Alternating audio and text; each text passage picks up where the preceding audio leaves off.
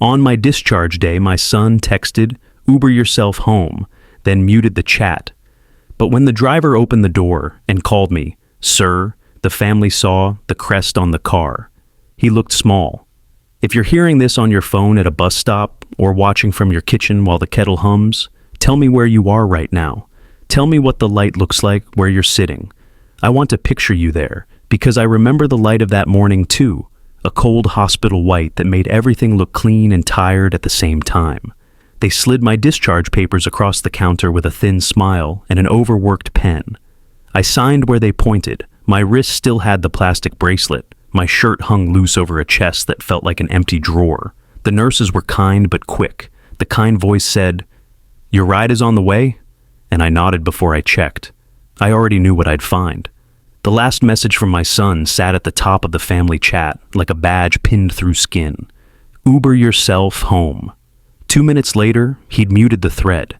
The little gray bell with the line through it stared up at me, tidy and final, like a door shut from the inside.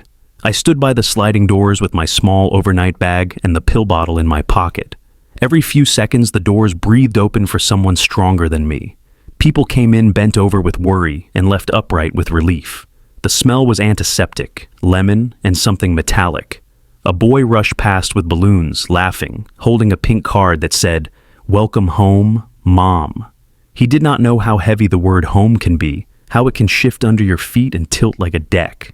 I thumbed the phone again, not to write, there was nothing left to say, but to look at his name, my son, the same name I spoke against his hair when he was a child and feverish, the same name I wrote on school permission slips, on the insides of his cleats, on the envelopes of birthday cards with small secret bills tucked inside.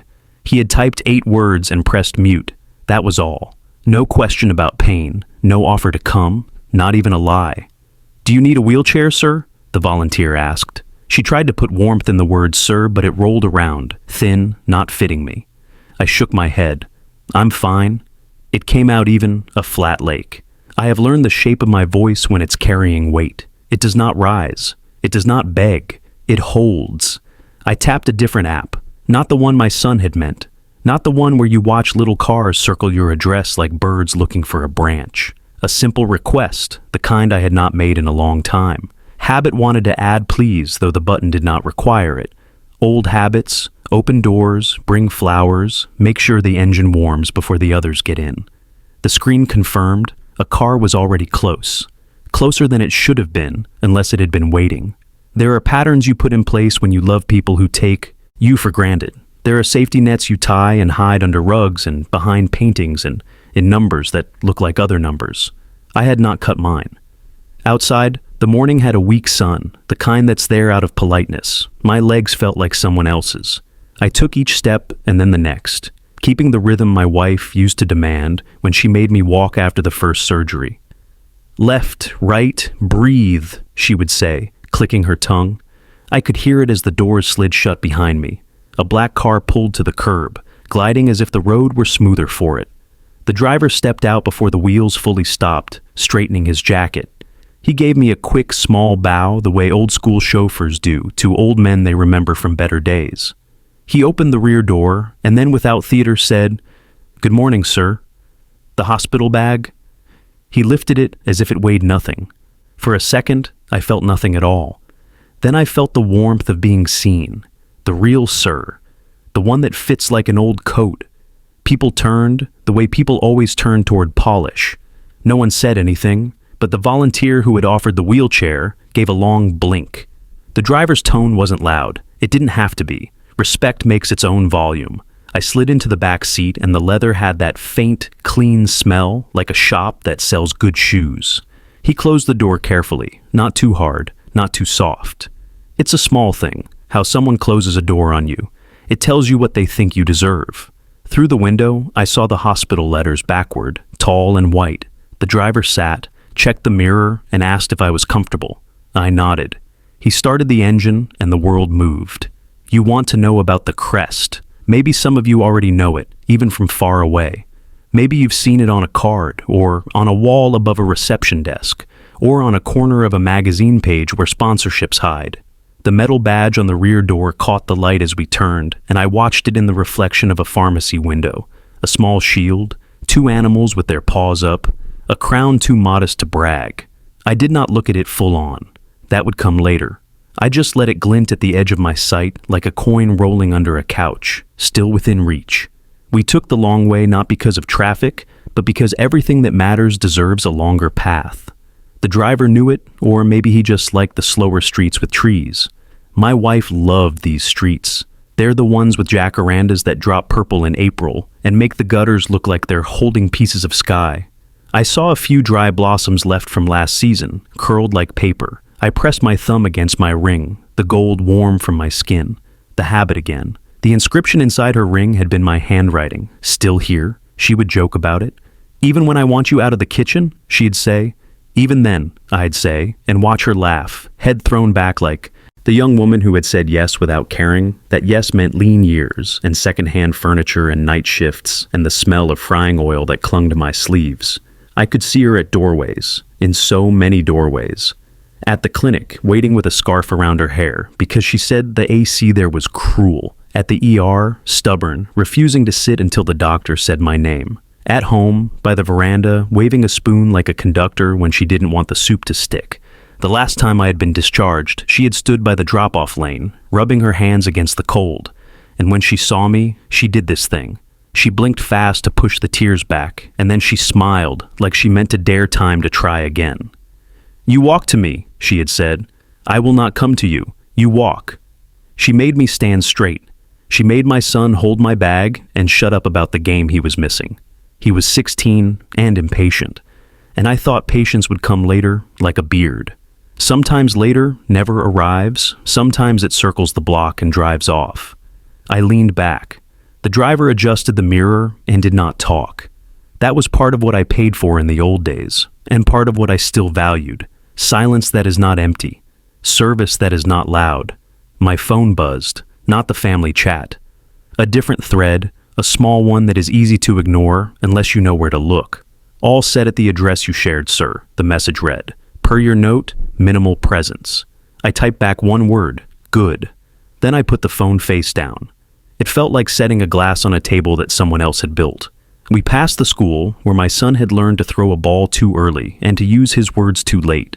I remembered his knees stained green from grass and his hair too long under the coach's cap, and the way he ran to me with a grin that said, "Did you see?" I had seen. I had stood there every Saturday, even when my eyes were gritty from closing up the shop at 2 a.m, even when the supplier said he wouldn't front me any more flour, and I didn't know where I'd get the cash. I had clapped till my hands stung and bought the good ice cream when he scored. He used to fall asleep on my shoulder in the back seat, and I would drive an extra loop so he could finish dreaming.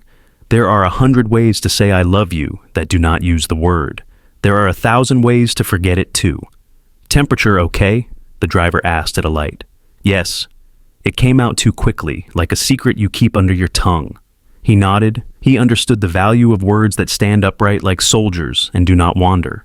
I thought of the first time my son used the word sir with me, not as respect, but as distance. He was 20, and we were arguing about nothing that felt like everything. A curfew, a girl, the price of shoes. He squared his shoulders and said, "Sir, with all due respect." And then he said a thing that had no respect in it at all. He had practiced that line somewhere. He had tried it on in a mirror. It had fit, and he wanted to wear it everywhere.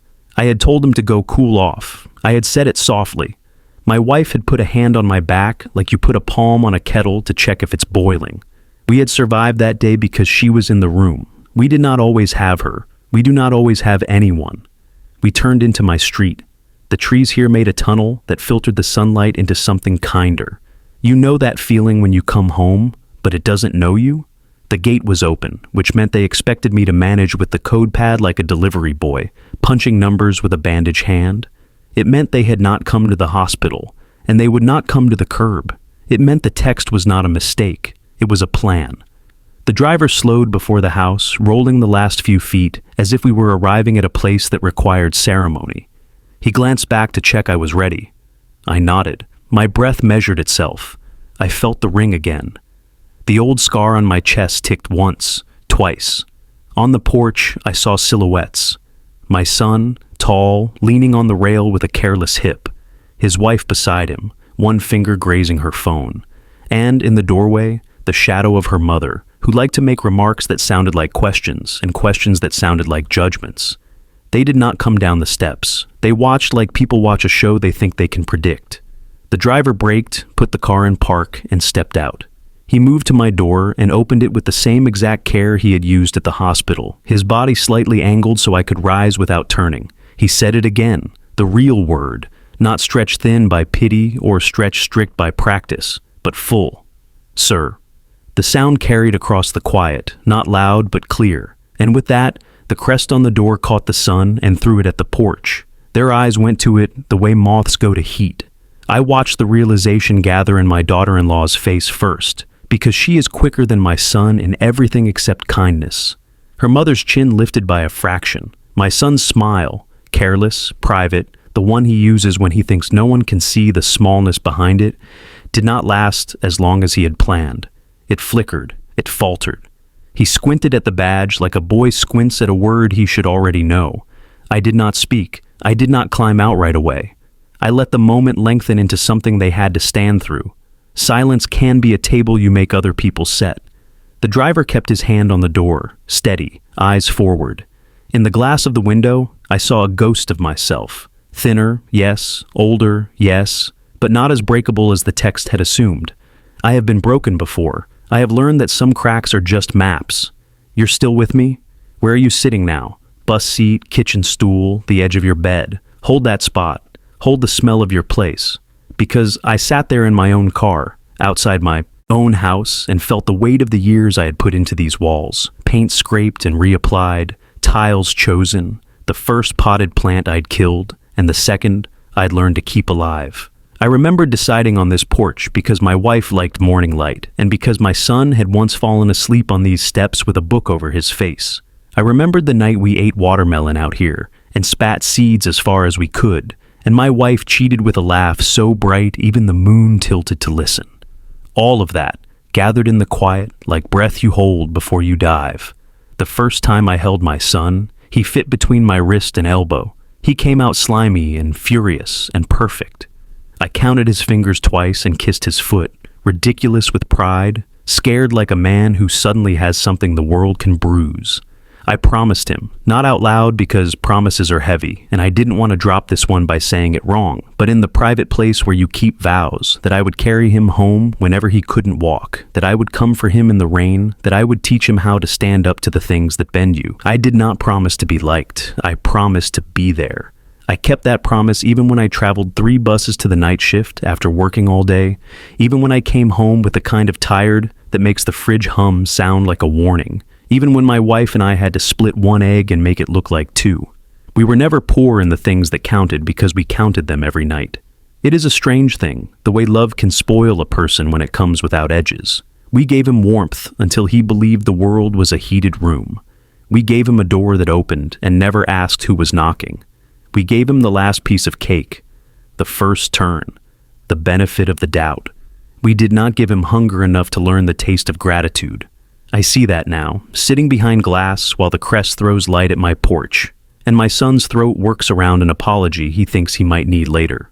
I reached for the handle. My hand did not shake. The driver's eyes flicked to my face and away again. Respect knows when not to look. The house smelled like jasmine if you stood in the right spot. Today the breeze pushed it toward me, small and sweet. I put 1 foot on the ground. It felt like stepping onto a stage I had built with lumber I'd paid for when nails were dear. I stood, and the driver closed the door with that same exact care. Somewhere in the neighborhood, a dog barked twice, sharp, as if counting. My son straightened, surprised to find his body trying to look bigger. It didn't work. It never does when the inside is smaller than the outside. I did not think about revenge then. That word is too loud for a morning like this. I thought about balance. I thought about my wife and how she would have stood between us, palm on each chest, and said, not with anger, with truth. So I took a breath and let the air settle. I picked up the small overnight bag from the driver's hand. He did not fuss. He did not reach for my elbow. He knew I could walk. He had always known. And I did. 1 step, then the next. through the light that the badge bounced off the door, through the smell of jasmine, through the years stacked behind me like old chairs. My son opened his mouth. His wife touched his sleeve once. Warning or comfort, I could not tell. His mother-in-law's eyes traveled up and down me like a tape measure. "Dad," he said, trying to find the tone that would make this ordinary, that would smooth the crease the Crest had cut into the day. "You made it." I looked at him and kept my voice lake flat. I did. I could have told him then about the nights I walked through my pain without waking him. I could have told him about the arrangements that had been in place long before he learned how to mute a thread. I could have told him what the Crest meant beyond metal and polish, but that would rush the truth, and the truth deserved its own pace. So I let the quiet hold for one heartbeat more, 2, 3, until he began to feel its shape. Somewhere behind my ribs, a memory of my wife clicked into place, a photo sliding into a frame. She smiled at me from that private room where the past still breathes, and I heard her say it in the voice that used to get me out of bed when everything hurt. Left, right, breathe. I breathed. Then I took the next step toward my own door. My son stood there on the porch with that half smile people use when they're sure they have the upper hand. Up close, I saw the sleep crease still faint on his cheek, the lazy line that says, "A man woke up believing the day owed him softness." His wife had her phone in her hand like a shield, thumb hovering, eyes flicking between me and the Crest on the car. Her mother leaned against the frame as if the door belonged to her. No one stepped down. No one took the bag. I could feel the jasmine again, and under it something sharp, like cleaner, left too long on tile. "Dad," he said, stretching the word as if he needed to make it fit this moment. "You're early." "I came when they released me," I said. My voice was level, a plank laid flat. I texted. He glanced away as if the morning sun had become too bright. He didn't want to say he had muted the thread. The word muted is too loud for the mouth of a son. It rattles. His wife talked instead. "We would have come," she said, tone light. The way people make a compliment sound like a favor. "It's just, you know how the hospital is. So many stairs, so much waiting. It's better this way. Independent. It's better for you," her mother said, smiling without warmth. "He's strong. Look at him. Fresh air is good." I looked at my son. He wasn't looking at me. He was looking at the car. I didn't turn, but I knew what he was trying to decide. What that Crest meant. What the driver's "sir" meant. What the way I stood meant. He'd always been slow with meanings, fast with wants. It's a dangerous ratio. "Shall we go in?" I asked. He shifted. "Yes, of course." He stepped back. "Just take off your shoes. You know how we like to keep the floor clean." He almost said "mom" like he meant my wife, and then remembered the new usage he'd chosen for that word and corrected himself. The correction scratched the air.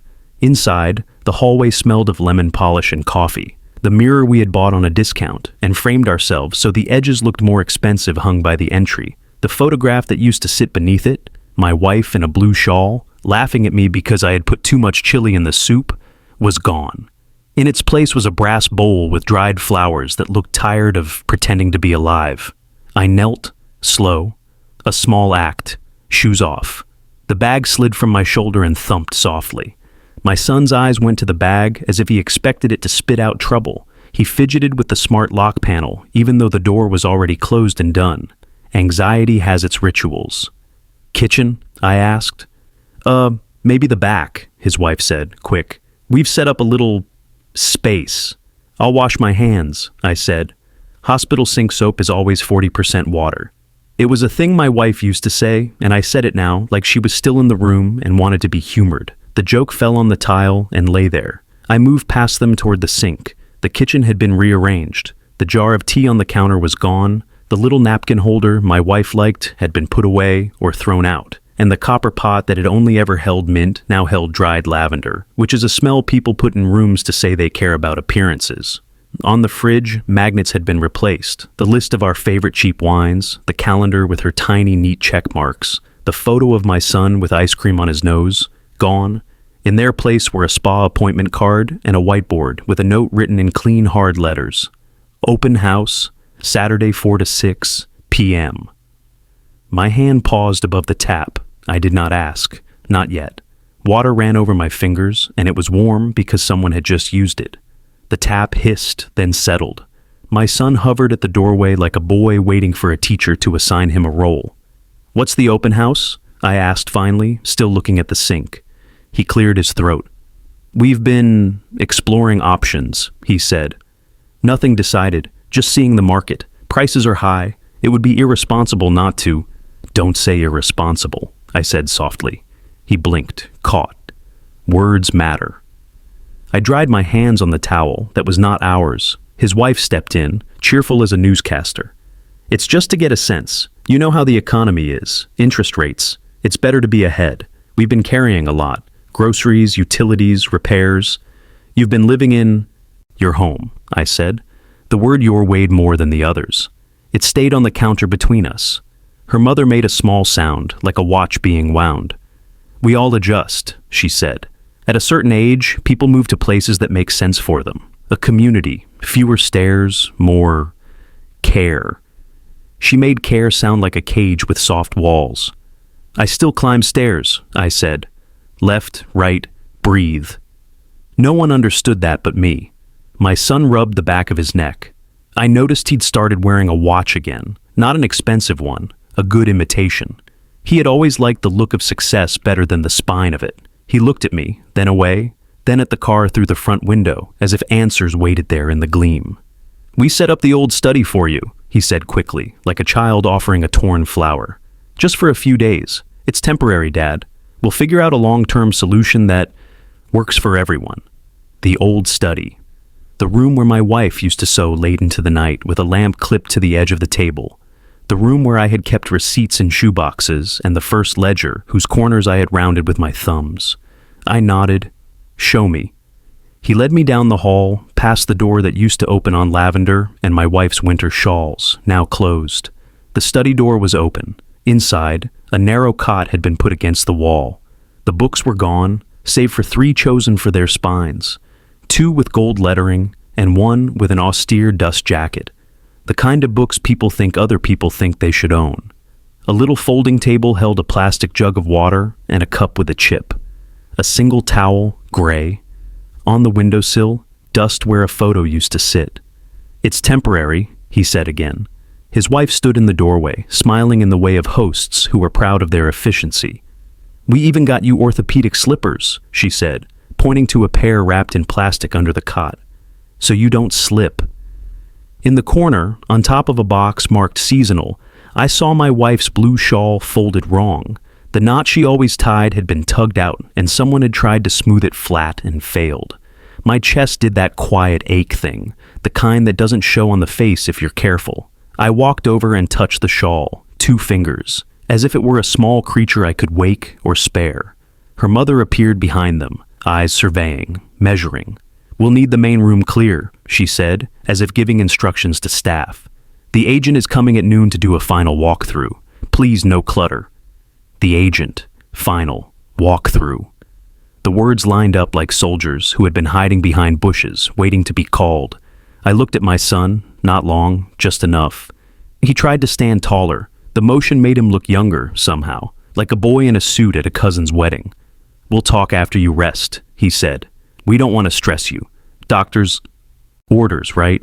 He smiled like someone who had learned a phrase in another language and was proud to use it. I nodded as if I believed him. Calm is not a pose for me. It is a discipline learned in rooms like this, in nights when a ledger wouldn't balance and a supplier's number rang dead, and a boy slept in the next room believing breakfast is magic. You breathe. You stack your thoughts like plates. You decide which ones you can carry without rattling. I reach for the bag.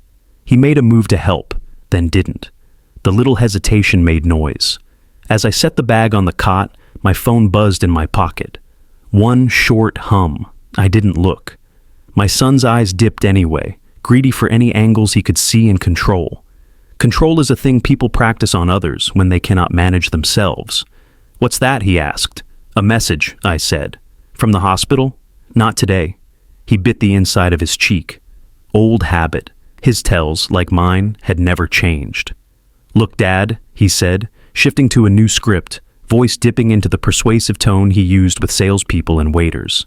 "There are some forms, just standard stuff. We should get ahead of things. It's efficient." He pulled a thin folder from under his arm, as if it had been waiting there the whole time. He held it too casually.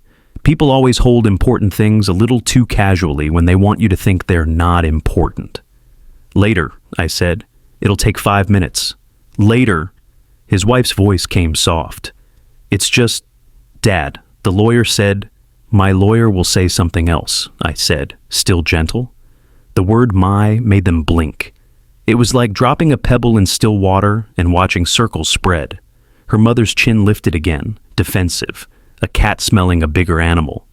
We're not fighting, my son said quickly, hands up, the peacemaker stance of someone who started the fire and now wants praise for bringing water after. We're just clarifying things to avoid confusion later, for everyone's good. For your good, I said. He swallowed. For the family. My eyes went to the blue shawl on the box and then back to his face. Family picks you up, I said. Family leaves a light on. Family holds a door. He looked away. It was easier to look at the cot, at the plastic-wrapped slippers, at anything but me. We thought you'd like the study, he muttered. It's quiet. It is. He seemed relieved by the small agreement and moved toward the door, as if this scene were over and he could move on to the next one he preferred. We'll let you rest. Agent at noon, maybe you can take a little walk then? There's a park. I know the park, I said. I planted 2 of its saplings with my wife when they asked for volunteers. They told us our names would be on a little plaque. They spelled hers wrong. We laughed. He didn't know what to do with that. It's hard to rearrange a man who knows the roots of the street. He nodded vaguely and backed away. At the threshold he paused, eyes flicking again to the front, to the car parked so neatly, to the driver waiting without impatience. Who is that? He asked. A driver, I said. From the app? From a list. He frowned. The answer did not fit the boxes he liked to keep in his head. He liked things labeled house, hours, money, hours, father, dependent, driver, random, crest, decorative. He did not like edges that curved. He left. His wife followed, and her mother stayed a second longer, eyes narrowing not in cruelty, but in calculation. She was trying to gauge the weight of me, the way you lift a package and decide if the postage was correct. You'll be comfortable, she said finally, and made the word comfortable sound like contained. Then she went after them, heels tapping a little message down the hall. Mine, mine, mine. I sat on the cot. It was firm, the kind of bed they sell to people who don't sleep and say the problem is the mattress. I put the bag on the floor and opened it slowly, as if I had all the time in the world, which is the trick. You borrow the calm of slow movement, and it becomes yours. Inside, between the folded shirt and the pill bottle, was a thin envelope with 2 things in it. Paper can be so light and so heavy. I didn't take it out. I just touched it with 2 fingers and then closed the bag. At 10 minutes to noon, the doorbell rang, a bright, chirpy sound like a toy. My son called, "I've got it!" The way he used to shout, "I'll get it when pizza came." Voices followed, strangers with smooth shoes. The agency voice, professional sunshine. We love the light in here. Cupboard doors opened and closed. Feet measured the living room. Someone said, "We can stage this with a neutral throw." Her mother said, "We were thinking the same thing." And the we grew large enough to block a view. My phone hummed again, 2 short pulses this time. I stood and went to the window. The driver had moved the car a little so the block could see the crest while still respecting the lane. His posture was the same, patient, present, not watchful, the best kind. He felt me looking and did not look back. I typed 1 sentence and sent it, then put the phone away. Then I walked down the hall, slow enough that each step had its own thought. The living room looked like a room that had been taught new manners. The rug had been rolled and replaced with a paler thing. The curtains tied back, the way my wife used to do, but the knots were wrong, too tight. Strangers stood where we had sung happy birthdays and where my wife had insisted on dancing to a song that didn't match our bodies. Insisting was her gift. They looked at the shelf where our son's trophies had once been and saw places to put candles. The agent had a red folder and a voice that had never known night shifts. She turned to me with polite brightness that had been practiced in elevators. "And you are?" "Home," I said. A small silence. She found her smile again. "Wonderful to meet you. We're just doing a quick look around before the open house. You have a lovely space. Great bones. It took bones to build it, I said. My son stepped between us. Dad's resting, he said to her, as if I weren't in the room. We'll keep him out of the way. He understands. I looked at him until he had to look back. Do I? He faltered. It's just for the afternoon. His wife touched the agent's elbow. We'll have refreshments on the patio, she said. We made a little station. They had, I saw, the good glasses, the ones we brought out for anniversaries, and the time we almost lost the house and then didn't, lined up on the tray like they were ready to betray the past. A bowl of lemon slices, napkins so white they made you feel guilty for touching them. Dad, my son said softly, trying a different tool, the small voice that had worked on me when he was 3. Let's go to the study. It'll be quieter. I'll bring you tea. You never bring tea, I said. You asked someone else to bring tea. My tone stayed level. Bring me water, no lemon. He nodded as if this was a victory he had won through negotiation. He left. The agent moved to the window and admired the way the light hit the wall we had patched ourselves with a piece of plaster I had bought from a man who sold materials from a truck and called me boss because he thought I liked it. The agent said, "Buyers will fight for this." "People fight for all the wrong things," I said. She didn't hear me, or she pretended she didn't. It's a skill. In the quiet before footsteps returned, I looked at the room like a stranger would.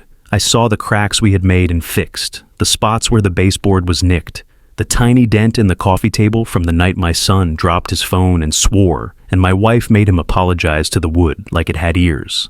I saw our lives caught in the corners and on the edges of things, not in the center where people stage what they want others to see. He came back with a glass, no lemon. Good, small obedience. He handed it to me carefully, a student carrying a beaker. His hand shook just enough to make the surface ripple. He noticed and stilled it. Pride makes poor hands. "I'll be out of the way," I said, and took a step toward the hallway. Then I paused. "By the way," I added, as if it were a thing I had just remembered, and not something that had been standing at the front of the day. "When your mother died, we agreed to wait a year before moving anything of hers." He looked at the rug. "We were going to talk to you. You were going to show me a room with orthopedic slippers," I said. "No heat, not anger, something colder, the kind of cold that protects meat, keeps it from spoiling." He pressed his lips together. "We did what we thought was best." "You did what was easy," I said. He flinched, not a big movement, a tremor in the easy smile that had carried him through so much. He recovered fast. "It's just stuff," he said, shrugging, reaching for the word people use when they want to make theft small. "We can bring back anything you want." "Bring back your mother's name to the place where you replaced her picture?" I said.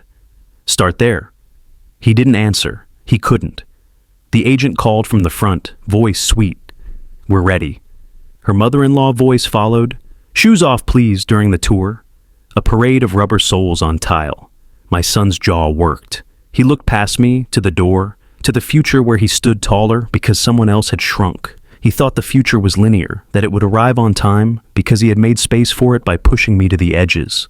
I remembered him as a boy, standing at the shore, certain the wave would break where he told it to. The sea taught him then. It would teach him again. "I'll be in the study," I said, resting. The word was generous. "When the open house starts, tell your guests they can see the rooms." I let a small piece of ice into my voice. "Not the safe." "The what?" he said, caught on the hook he had never seen. "Rest," I said, and turned away. In the hallway, the driver's shape passed across the front window briefly. He had stepped closer to open the gate for a car that wanted to park too near. He did it with that same careful economy, making space without ceding ground. I breathed, left, right. The air in the house had the weight of lemon and the ghost of mint. In the study, I closed the door softly and sat on the cot again. The envelope in the bag seemed to hum, as if paper could purr. I did not touch it. I did not need to, yet. Time was long and elastic if you knew where to pull. Muted chat, orthopedic slippers and plastic. Open house at noon. A son who thought forms could make blood optional. A woman's shawl folded wrong, all of it arranged like furniture before strangers arrive. I laid each thing in my head, neat. I was not angry. Anger is a bonfire. It burns hot and then leaves you cold in the dark. I was something else. A winter that prepares the ground. A hand on a kettle, checking the boil. A lake in still weather, reflecting everything and hiding depth. Outside, the bell rang again, laughter, bright and ignorant. A neighbor's voice. I didn't know this was on the market. My son's voice, smooth. We're just seeing. My wife's memory, quiet. Left, right, breathe. I breathed. I set my hands on my knees and felt how steady they were. There is a kind of calm that looks like defeat to people who have never endured. It isn't. It's a road. It runs under their feet while they brag about their speed. I waited. The door clicked, and the house opened itself to strangers like it had never known our voices. Shoes came, off at the entry with soft, rubbery sounds. Polite laughter stuck to the hallway. And that agent's bright tone floated from room to room, naming our life like it was a product. I sat on the cot long enough to hear them say, "Primary suite," about the room where we said the hardest goodbye of my life. Then I stood. Waiting is a tool. You use it until it's sharper than anger. I opened the bag and slid the envelope out just far enough to feel the edge of the first document with my thumb. Then I tucked it back inside and zipped the bag. When you carry a match, you don't strike it just to watch it flare. You choose your dark. I stepped into the hallway and pressed my palm against the wall for a second. The paint was smoother where my wife had once leaned to listen to music from the next room. I could feel the difference even now. It's funny what lingers. I walked toward the living room, slow enough to make anyone who noticed slow too. People were in the kitchen talking about countertops like they were promises. The agent showed a couple the pantry and said, "Tons of storage," as if grief doesn't take most of the space when it moves in. My son saw me and turned fast, like a man who's been caught looking at the wrong thing in a shop. "Dad," he said, a whisper that tried to be warm.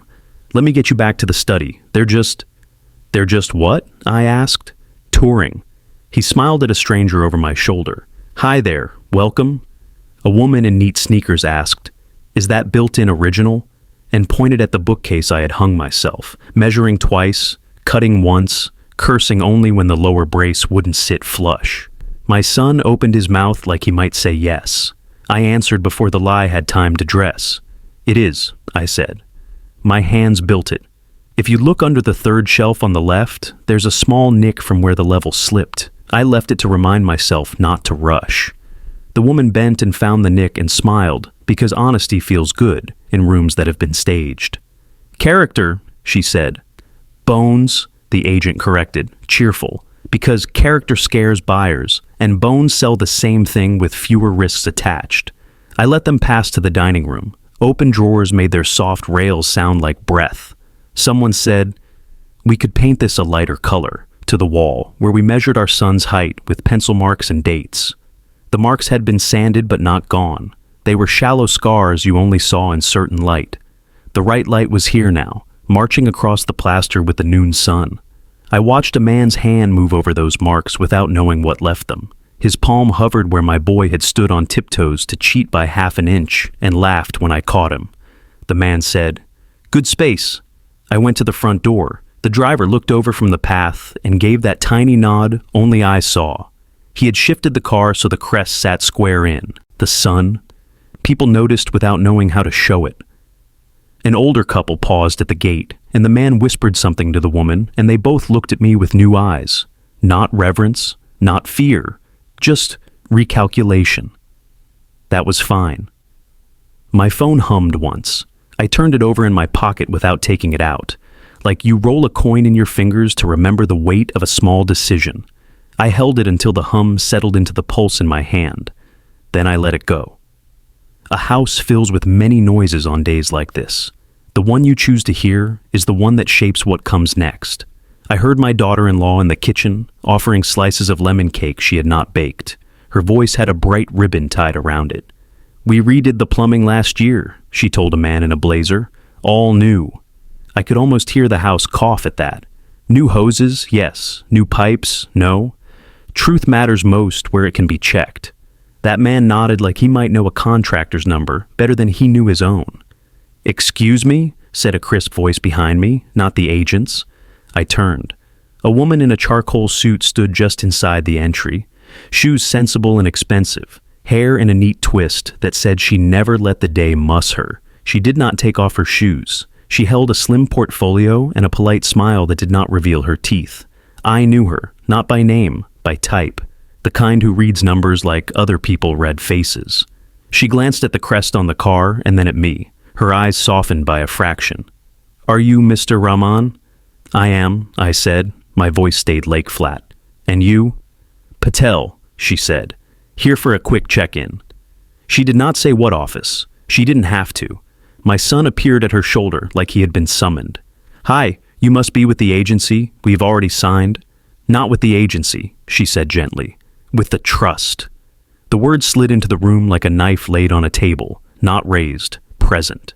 My daughter-in-law's head lifted across the room. Her mother stilled, one hand on a stack of glossy flyers. The agent blinked twice and found a smile she'd use for a guest who mentioned a word she didn't like in front of other guests. "Of course," the agent said brightly. "We're very flexible." "We won't need flexibility," Ms. Patel said, still courteous. "Just adherence." I watched my son try to find a branch. He picked one that had always held him before, entitlement disguised as confidence. "I'm the homeowner," he said, and put air into the letters as if that could inflate them enough to float. "You're a resident," Ms. Patel corrected, eyes kind and tone neutral. "By permission." I did not speak. It is an art, the timing of silence. It makes other people fill it with truth or with mistakes. Her mother-in-law made the mistake first. "Permission?" she repeated, tutting a small laugh. No, the deed." She stopped there, because the word had a weight, and she suddenly remembered her arms were not that strong. Ms. Patel opened the portfolio. Paper whispered, "This property was settled into an inter vivos trust 11 years ago." She said matter-of-factly, the way you tell a person the weather, "with a reserved life interest and conditions of occupancy that require the primary beneficiary's express consent for any alienation, open house, staging, or encumbrance. I'm here because our office received an automated listing alert tied to this address." The agent's smile finally slipped. "An automated alert?" "Bound to MLS feeds," Ms. Patel said, without any need to threaten. "We find automation useful with certain families." The word families held a lot in 4 syllables. My son's mouth opened and shut like a man speaking into bad reception. We were just exploring," he said. "Informal, seeing interest." "Your listing says open house," Ms. Patel returned, not unkind. "Doors open to the public, invitations distributed. That is neither informal nor private, but I'm not here to scold you." She looked at me. "I'm here to ensure the settler's wishes are followed." My ring felt heavy against my palm. I turned it once, the way I had turned it the day we sat with a lawyer who wore the same soft glasses he had worn since university, and who never charged me for coffee. My wife had sat beside me and squeezed my knee under the table when the numbers made my throat tighten.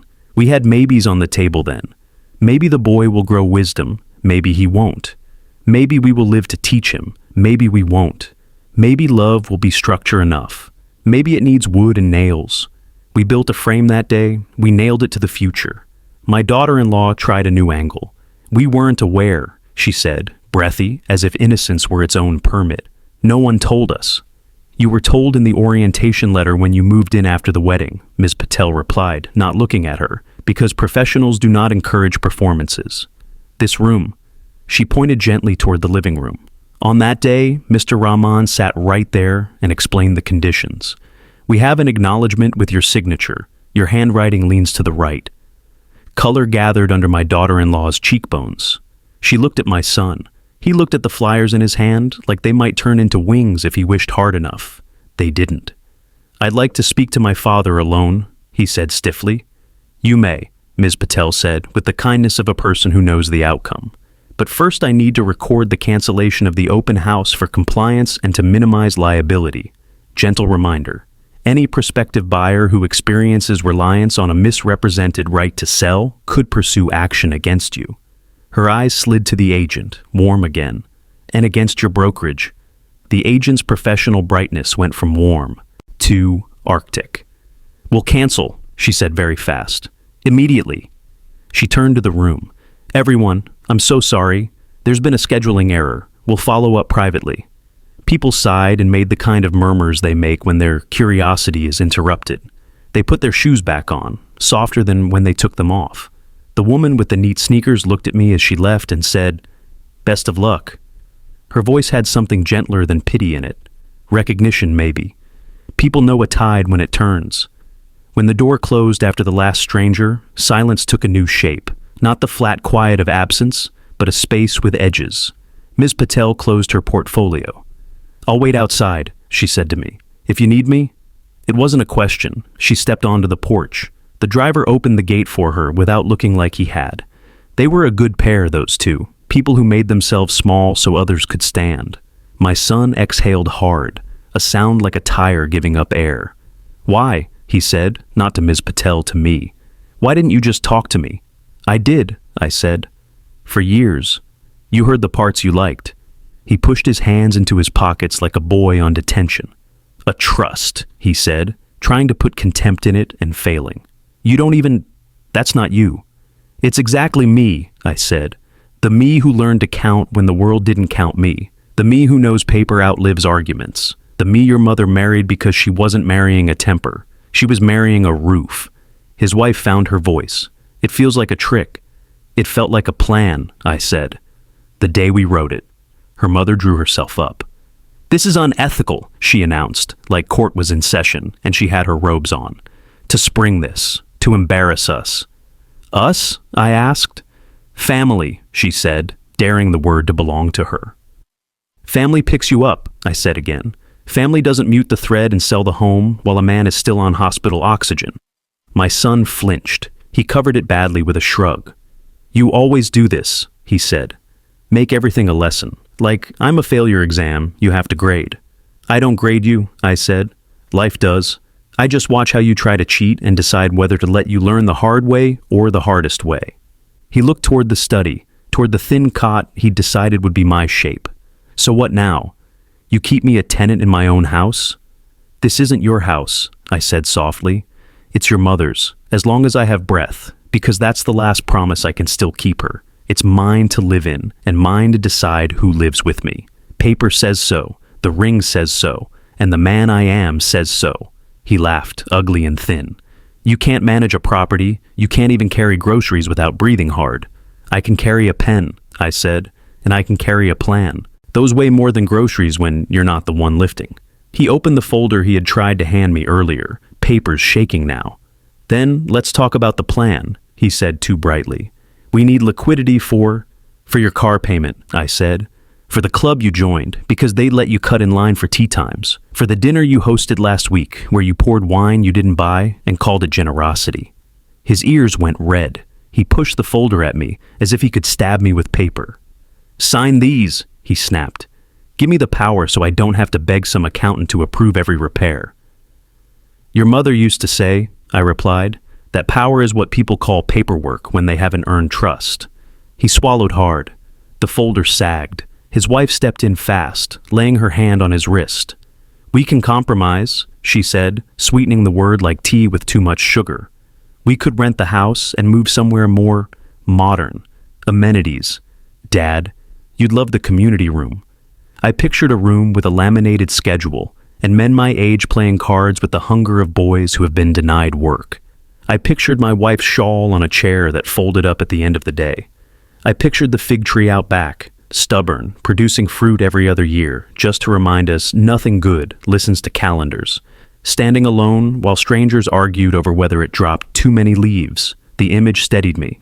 "No," I said. Her mother huffed, a brisk horse. "You're being stubborn." "I'm being exact," I said. "There's a difference." The agent knocked and then poked her head back in, all apology. "So sorry to interrupt. We've canceled online and alerted the email list. I'll, send a revised agreement to terminate representation. No fee." She didn't look at me.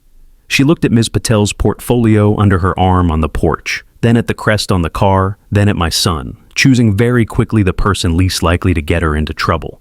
"You'll confirm?" My son bit the inside of his cheek again, then nodded. "Fine." She left. The lock clicked. The house exhaled. "You knew," my son said after a moment, eyes on the floor. "You knew about the listing." "I knew about you," I said. "It covers most eventualities." He looked up, anger struggling with shame and losing for once. "We thought you didn't have it in you." "I know." He laughed again, but it wasn't laughter.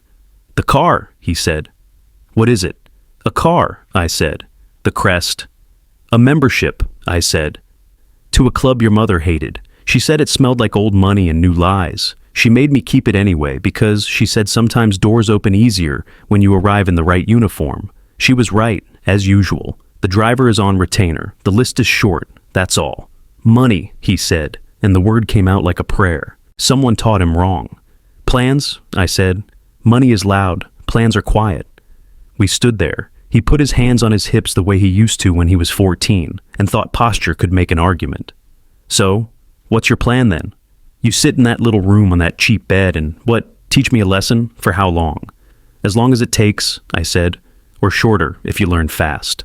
He snorted. "You can't keep me out of the master bedroom in my house," I said, gentle again. "Yes, I can." His wife's mouth thinned. "He looks small," she said suddenly, sharp, looking at me like I was a smudge on glass she meant to wipe. "If you want to talk about size." I smiled. Not warm, not cruel, something that does not leak. "I built this place when I was smaller than my problems," I said. "Size is a trick of light." The study door behind me was half closed. On the box inside, my wife's blue shawl waited like a flag. I stepped back one pace and let the quiet slip into the space between us. "We'll have dinner at 7, I said. "The kitchen belongs to the person who cooks. Decide what you want that to mean." His wife blinked. "We have plans." "Cancel them," I said, "or eat out. Your choice." I looked at my son. "You'll come to the table if you live under this roof. It's a rule. It always was. We got lazy after she died. It made you think rules die with people. They don't." He looked at the folder, then at me, then at the Crest through the window, then at the hallway where the study door waited like a sentence he didn't want to read. "You can't keep this up." "I can," I said. "Because I plan to. Because when a man I loved more than my life looked small to me for the first time, I realized I had loved him in ways that made him weaker. I won't love you like that anymore." He flinched like I'd slapped him. I hadn't. The truth did that. He breathed in and out with his mouth open, then shut it and nodded once. The kind of nod boys give when the coach says run and they know there's no point arguing with a whistle. He left the room. His wife stood a second longer and looked me up and down, the way her mother had. And then she followed him. The hallway held their shadows until the light gathered them up. I walked back to the study. The envelope in the bag lay quiet. I slid it out and set it on the little folding table. I touched my ring to the seal the way a notary touches wax. A private stamp. "Not yet," I told it without words. "Not yet." Outside, the driver adjusted the angle of the car again so the sun wouldn't fade the leather. Ms. Patel took a call on the porch and said, "Yes, executed." "No, he didn't know." And then, softer, "He knows now." She hung up and looked in at me, and for the first time let warmth show. I lifted my hand just a little. She nodded and went down the steps. In the afternoon, the house was different. Not changed, revealed. The air was honest, lemon and dust and jasmine.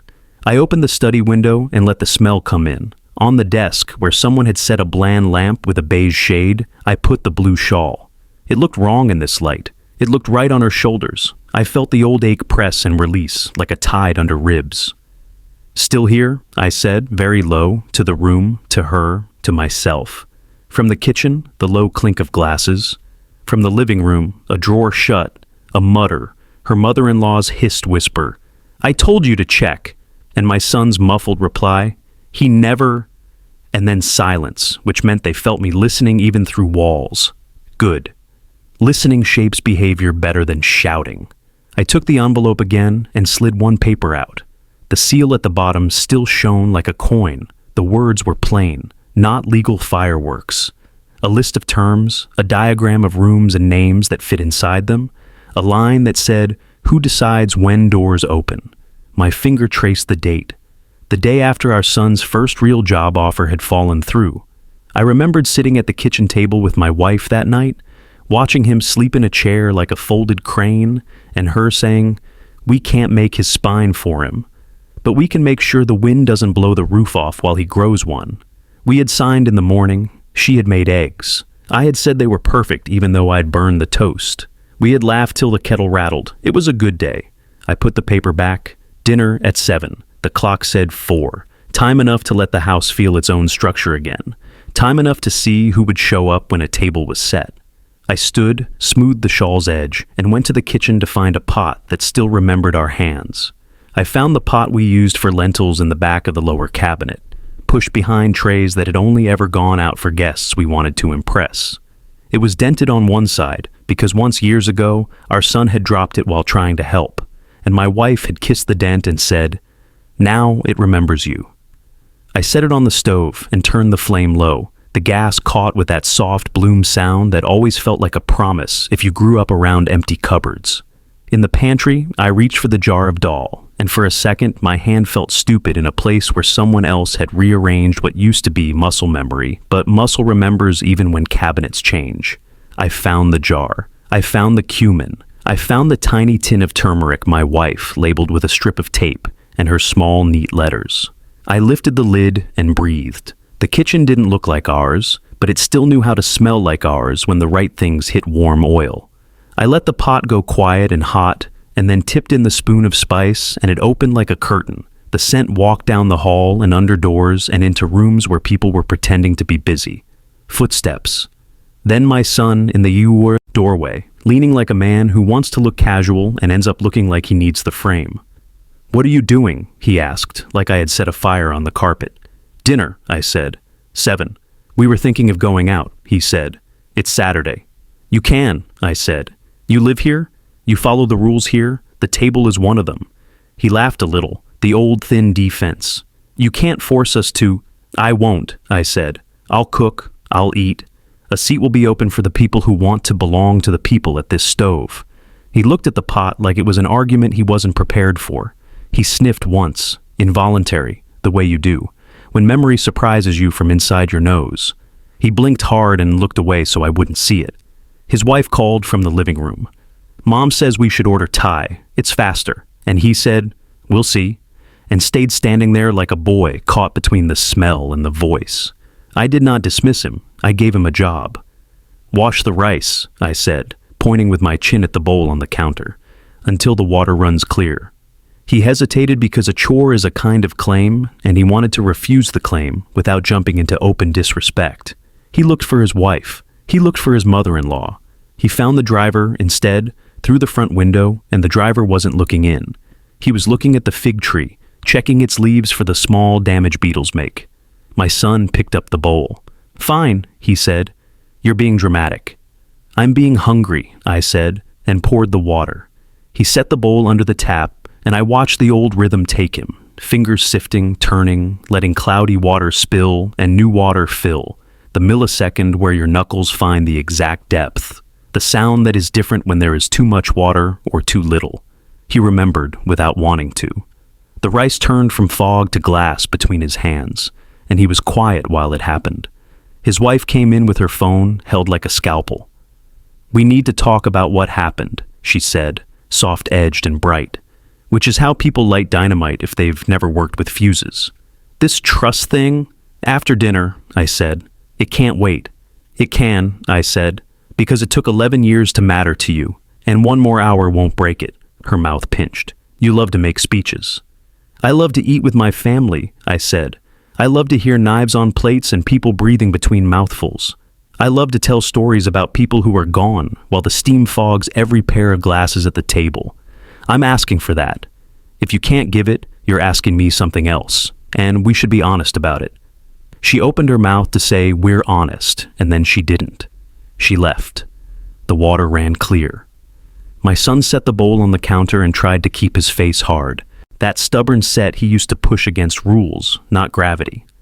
I passed him the pot lid, but didn't say thank you because I didn't want to make the moment into a transaction. He knew what he had done. He knew I knew. That was enough. A soft knock at the open door. Ms. Patel, polite even in thresholds. She held a thin envelope. "Sorry to intrude," she said. "2 things for your files. Also, the cancellation is recorded and the listing is down." "Thank you," I said. She looked at the stove and smiled with her eyes, which is where good smiles live. "Smells like someone's mother." "She's everywhere," I said, "even when I forget to look." "I won't keep you," she said. "Just one note. We'll temporarily freeze the co-occupant card privileges tied to the household accounts to prevent further confusion. We can reinstate with your written direction. My son's shoulders went up like something cold had fallen down his shirt. What card privileges? He asked, trying to sound bored. The ones you've been using for 2 years, Ms. Patel said, in the same tone you use to remind someone that the sky is above. This prevents accidental commitments during a compliance event. She could have said so you don't rent a bounce house and call it maintenance, but she didn't. Professionals are merciful with language.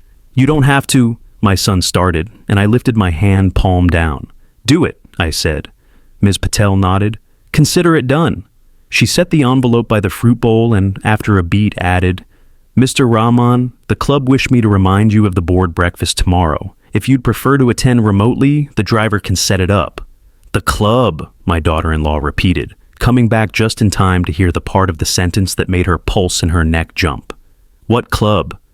Exactly the one you think, Ms. Patel said pleasantly, and then she left, which is how you keep dignity intact.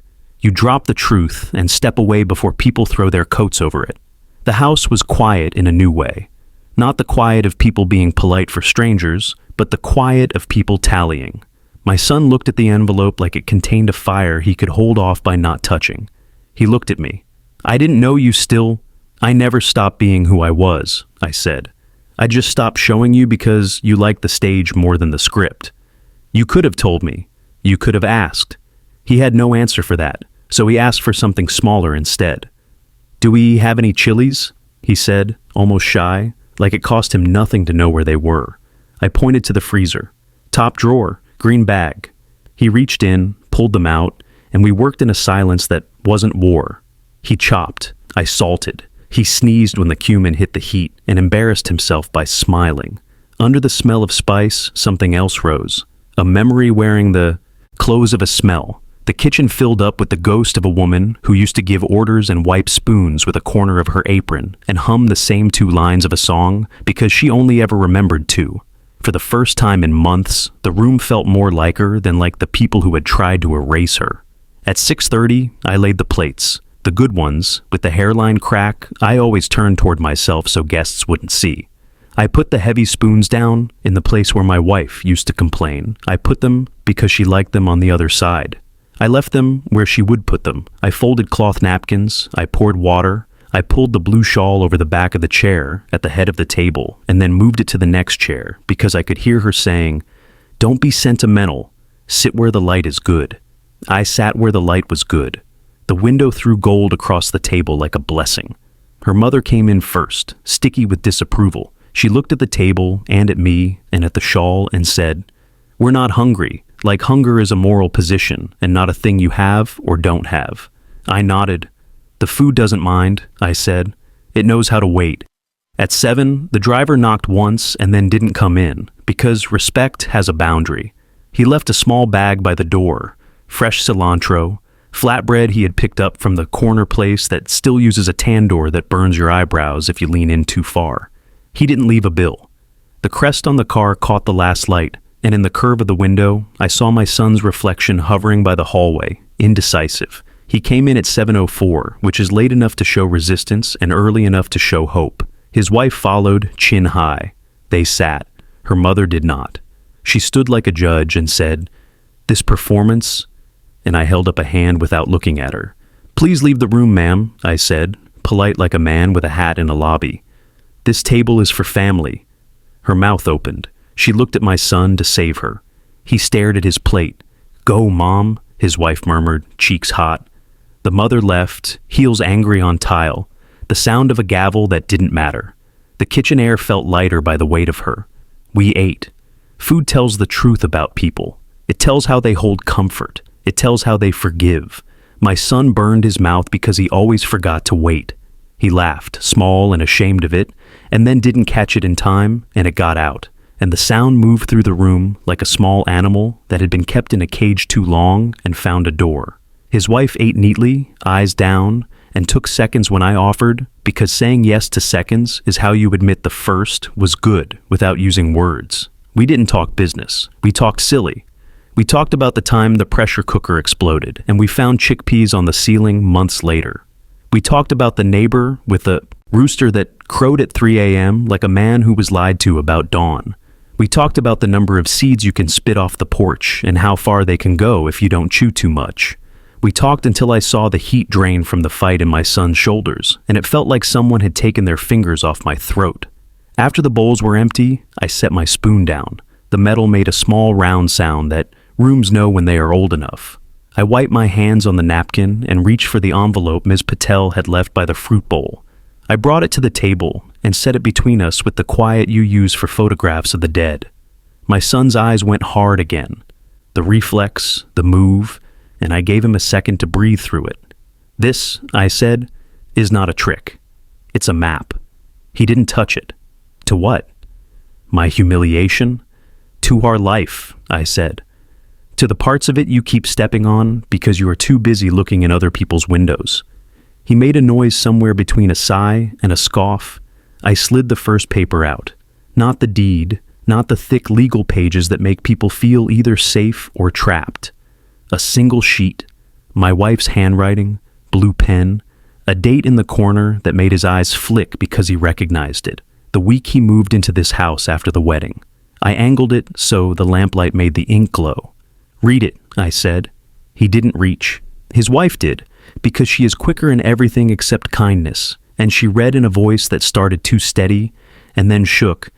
If you are reading this, either we forgot to say it to your face, or you forgot you heard it. She swallowed. Home is a thing you keep, not a thing you take. My son put his hand out like he could stop the words. She kept going. If you ever find yourself standing in this doorway and thinking of your father as an obstacle, I want you to go outside and look at the fig tree and remember who planted it when your legs were too small to go to the nursery with him, and who watered it when he was working nights, and who laughed when it gave fruit late and said, "Some of us take our time and still end up sweet." If you lose your place, set the table. If you feel bigger than the people who set it for you, wash the rice. If you hate this letter, fold it and put it under your pillow and try again tomorrow. Her voice broke then, and she put the paper down, like it was a bird with a bent wing. My son stared at the tablecloth. His throat worked. He put the tip of his finger on the corner of the page and tapped it once, twice, like he was reading Braille. He didn't look at me. He looked at the bowl where a single chickpea sat, stubborn, and he said, "She wrote this?" And I said, "In the morning, before she made you eggs." He closed his eyes. I let the room breathe. Then I slid out the second paper, the trust summary, 1 page, no legal fireworks, just lines that say, who decides what when, and what happens to pride when it arrives in the wrong outfit. This is how it is, I said. You live here as long as you can live like someone who knows this house isn't a prize. It's a promise. You don't list it. You don't stage it. You don't move her shawl. You don't mute me. You bring your feet to this table at 7 unless ambulances intervene. You say the truth about pipes and paint. You treat your wife like she's on your side, and your mother-in-law like she's a guest who can be asked to leave if she gets in the kitchen with her shoes on. You want to host? You ask. You want to sell? You wait until I'm cold, or until you earn the right to make me warm to the idea. You have debts tied to cards that have my name. They're closed. You have habits tied to places that pretend to be family. Learn new habits. You want money? You say what for. You want trust? You act like you deserve it. You think this is punishment? It's a border. Without borders, everything leaks. He rubbed his forehead with the heel of his hand. The gesture made him look like a boy with a math problem that wouldn't yield. "And if we say no?" he asked, and there wasn't much strength in it, but there was some. "Then you go," I said, not cruel, not with relish. The word lay on the table like a tool, not a weapon. This roof will still be here. This table will still be here. This stove will still make the smells that make me remember your mother. You'll be welcome when you can walk back through the doorway like a man who knows what doors are for. His wife looked at him like a person looking at a cliff she didn't know she had been walking toward. "I want to stay," she said, very quiet. "I want to learn to wash rice." He laughed through his nose, disbelief folding into relief, because she had handed him a step he didn't know how to make. He nodded, small, almost not there.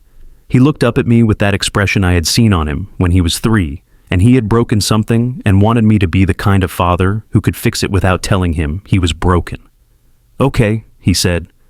"Okay." The front door opened without a knock. Her mother swept back in on a gust of opinion. "This is absurd," she announced, as if the room had been waiting for her line. "You don't get to—" "Please leave," my son said, and it came out strong. Not loud, strong. He did not look at me to borrow the strength. He pulled it up from inside himself, which made my hands shake under the table where no one could see. She stared, offended by the growing thing in him she hadn't planted. "We'll call you tomorrow," he added softer. She sputtered. She left. The door shut. The house did not sigh. It steadied. We cleared the plates together. My son washed. His wife dried. I stacked. No one spoke, because speech would have cheapened the click and slide of the small work shared. When the last spoon went into the drawer, I wiped the table with the cloth my wife had kept for special services and set the envelope back in the fruit bowl. I stood, and the room shifted around the shape of us, making space for the new outline. He followed me down the hall. At the study door, I stopped. "Tomorrow," I said, "we'll take that cot out. We'll bring the books back in. We'll put her picture where it belongs. We'll take down the whiteboard with the open house and hang the calendar with her check marks. We'll call the agent and tell her we'll send the termination in writing. We'll call the plumber and tell him the truth about the pipes. We'll go to the park and check the plaque with her name and make them spell it right this time." He nodded after each sentence, not like a pen at a notary's office, like a person saying yes to himself. The driver's shadow crossed the front window. He was checking locks he didn't need to check, because that's what guardians do when the people they guard are in rooms making choices. Ms. Patel's taillights blinked at the curb and then went away. Her work here was done. "And the safe?" he said with a crooked, cautious smile. "We don't show them the safe, right?" "Not today," I said. He laughed, and the sound was clean. He put his hand on the doorframe and then took it down quick, like he'd touched something holy and was embarrassed to be seen taking comfort. "I'll be at the table," he said. 7, every day." "Good," I said. "Start with tomorrow. One day is how a year begins." I went into the study and closed the door gently. The shawl on the chair looked like a lake at dusk. I sat, and the cot made the small noise cots make, and I smiled because it would be gone soon, replaced by the chair that made my back hurt and my wife laugh and say, "Throw it out," and me say, "No, it's a good chair," and her say, "It's not," and then sit in my lap so the chair felt like a gift anyway. The house was quiet. Somewhere, a streetlight flicked on. The driver set the chain at the gate. The fig tree moved its leaves the way trees talk to each other in the dark. I put my hand on the envelope and felt paper, and under paper, weight and under weight. Something like peace, which is not the absence of fear, but the presence of order when love holds a pen. Tomorrow would ask for more. Tonight I had given the house back its name. I woke before the house. Morning comes gentle when you've spent the night holding your breath. I boiled water and let the tea sit a little longer than my wife would have allowed. She used to scold the leaves for getting bitter and then laugh at herself for talking to plants. The window over the sink held the pale light, and the fig tree outside stood like a patient old neighbor. I heard a door open down the hall. My son's steps were careful, like he didn't want to wake the day if it wasn't ready. He came into the kitchen, hair still sleep-tousled, and reached for a glass. He didn't look at me first. He looked at the shawl on the chair, and then he looked down, and then he looked up. And when his eyes met mine, there wasn't a fight in them. There was a man trying not to look like a boy. "Tea?" I asked. "Yes," he said, and took the cup I poured like it had weight. We stood there in quiet that wasn't hostile. He cleared his throat. "You have a meeting?" "Breakfast at the club," I said. "It's the board." He nodded once like he was filing that in a drawer with a label he'd misused for years. "You want me to drive you?" He said it without swagger and without apology, and I heard the right thing inside it. Not control, care. "The driver's here," I said. "Ride with me." He blinked, surprised I wanted him there, then tried to hide the surprise and failed, which is how you know you've hit a live wire under the floorboards. He went to put on shoes. The house yawned and stretched. I tucked the envelope back into the bag, zipped it, and took the ring off and rubbed it with a corner of a towel the way my wife used to, then put it back on. Habit is the scaffolding that keeps you standing when something inside you is rebuilding. We stepped onto the porch. The air smelled like watered grass and warm stone. The driver opened the door, and the Crest threw a small blade of light across the step. My son looked at it and then at me, and didn't ask anything, which was the right choice. We slid in. The leather held the chill the night had left and then softened. The driver nodded in the mirror and asked if the route was the same. "With a stop," I said. "The park." We rolled under the tunnel of trees. At the park, the early walkers were already rounding the loop like they were turning a prayer wheel. The plaque we'd asked them to fix was still wrong. My wife's name had an extra letter, the kind that seems small until you try to wear it, and it blisters your heel every step. I got out and stood a moment, reading the wrongness. My son stood beside me, hands awkward, not knowing whether to put them in his pockets or on the work. They said they'd fix it, he offered, as if he owed the sign an excuse. They will, I said, today. The driver had already lifted the little toolkit from the trunk, the one I always kept there because even if you pay people to open doors, sometimes the door's hinge still needs your hand. He passed me the small screwdriver and the brass letters we'd had made years ago, the right ones, sitting in a padded envelope like teeth waiting to be set. I took my time, because time is how you teach a lesson without talking. I removed the wrong letter and fitted the right one, snug and neat. And when it sat, flush I pressed it with my thumb and said her name in my head the way you say grace when no one is looking. My son's shadow fell across the plaque and then moved away and then back, undecided. "Can I?" he began. "Hold it steady," I said. He held the edge of the metal, and I felt the shake in his hands settle as the screws found new threads. When we stepped back, the name shone the way names should. True. He swallowed. "I'm sorry," he said to the plaque, and then, like the words had learned how to be used and wanted more work, he said it to me. "Dad, I heard you," I said. "We'll see it." We drove on while the sun found its courage. The club sat at the top of a small hill, old stone and new glass pretending they liked each other. The driver pulled up, and the porter gave me the nod reserved for the people whose names don't need to be checked. My son watched the small ballet of it, the crest, the door, the way men in dark suits move around certain people like birds around a tree they know bears fruit. He didn't look greedy. He looked like someone finding out the ocean is bigger than he thought. Inside, the breakfast room smelled like toast and money. Heads turned because heads always turn at noise.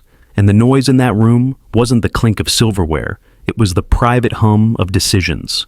I walked to the table that had my name on a square of card and set my hand on the chair back for a moment, feeling the steadiness in the old wood. The chairman stood. "Rahman," he said, with that careful warmth, old club stage as authenticity. "You look well." "Better today," I said. "This is my son." My son straightened like his name had been called in class. He shook hands, and I listened to the introductions like a man listens to weather, assessing. I didn't let them make a pet of him, and I didn't let him make a joke of himself. When someone asked him what he didn't scramble. He said, "Learning to take care of what takes care of me." And one of the old men with white hair and serious eyes gave a small approving grunt. That meant more than a clap on the back. We ate. We approved a scholarship fund in my wife's name because I had put it on the agenda, quiet, weeks ago. The way you plant a seed knowing the day will come. I didn't look at my son when they voted. I could feel his eyes on me. When it was done, the chairman said, "A good idea." And I said, "She would have liked girls who fix things to have money to learn how." And that was enough. My son cleared his throat but said nothing. Good. On the way out, a younger member with a tie too eager said, "Nice car," to my son, thinking he was the one to flatter. My son said, "It's my father's," and didn't touch the paint with his fingers. In the car, he sat in the front seat without being told, and the driver didn't comment, which is why he is the driver. Back home, the house held itself differently, as if the screws at its corners had been tightened. We walked in through the kitchen because that is the door that tells the truth. My daughter-in-law had already cleared the flyers. The whiteboard was blank. The shawl had been moved back to the place. My wife would have chosen for it, not displayed, lived with. Her mother's shoes were not at the door. The air tasted clean.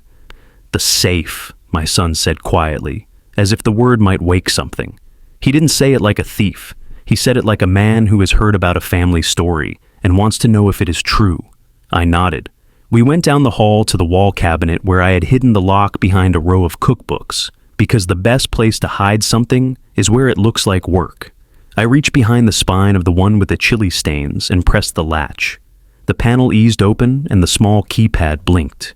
I entered the numbers with a hand that had done it in the dark before. The safe's door swung on a hinge that didn't squeak because I never let it. He stood a little back, respectful, and I let him see everything because hiding is what raised his hunger in the wrong direction. There wasn't a pile of cash. There weren't gold bars or secret diamonds. There was a ledger in my handwriting, and there was a neat bundle of documents, and there was a box the size of a cigar case, and there were photographs wrapped in tissue. I took out the ledger first. "This is every month," I said. "Where the money lives, where it sleeps, what it eats." I handed it to him. He held it like it might bite, and then he held it like it could teach him. I took out the bundle, the trust, the life interest, the scholarship draft with my wife's name, the letter to the bank that freezes and unfreezes cards. "Paper," I said, tapping it. "Plan." He nodded, slow. "I get it." "Good. Don't say you get it," I said. "Show me." He breathed in and out. He didn't argue with the correction.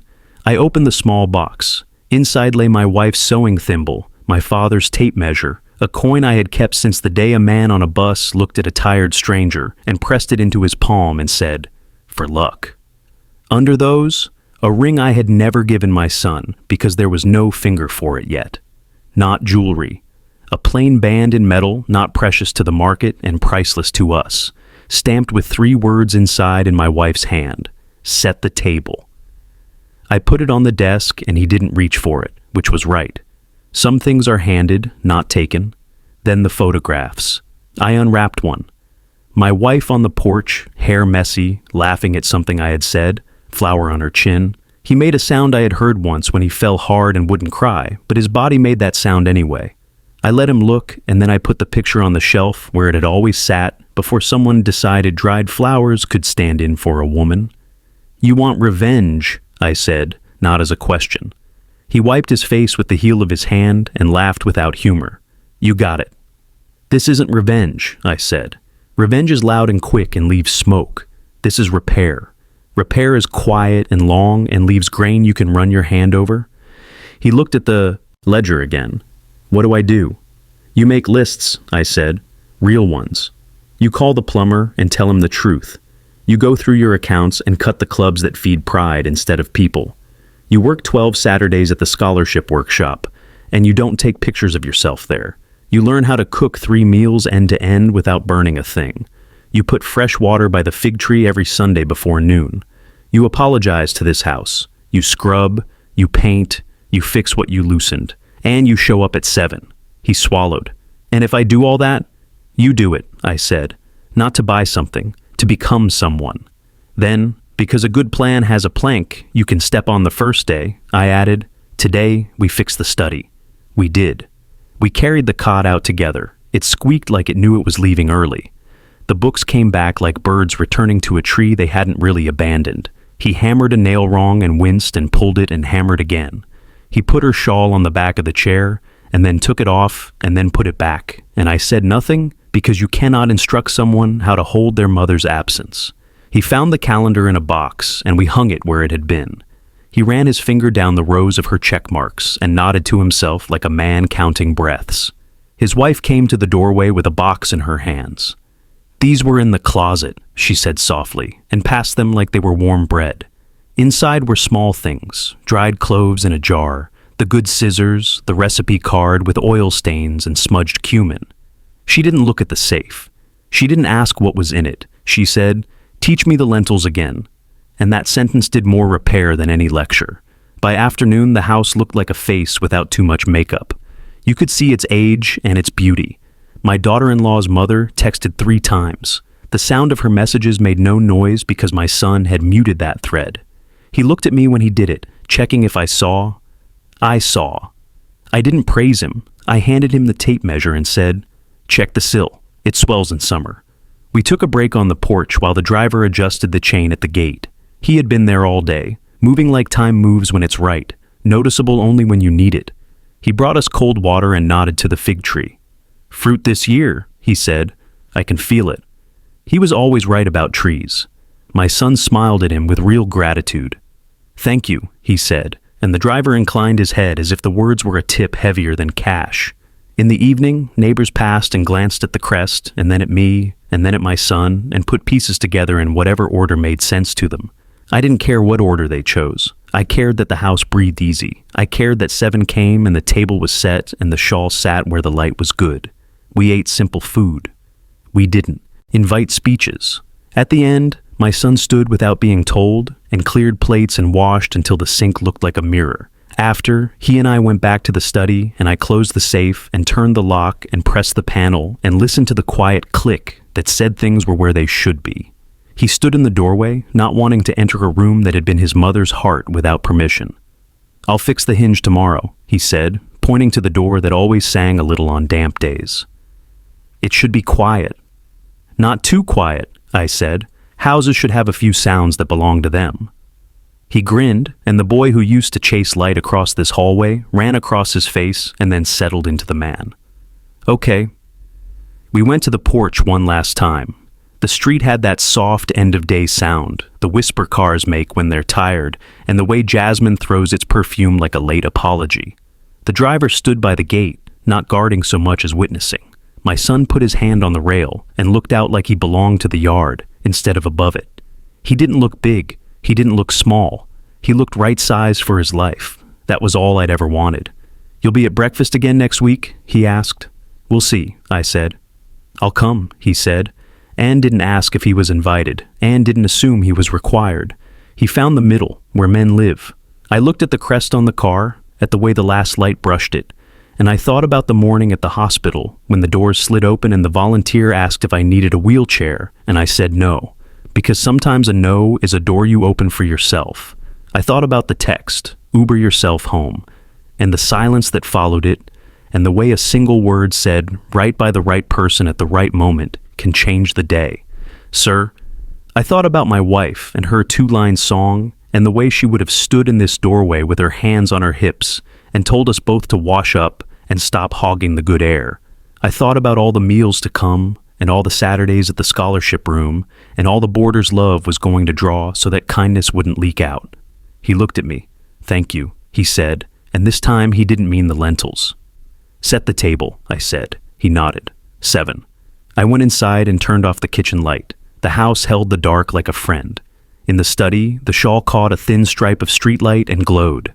I sat down and listened to the old hinge sing once, and then rest. The phone sat on the counter where it couldn't disturb this quiet.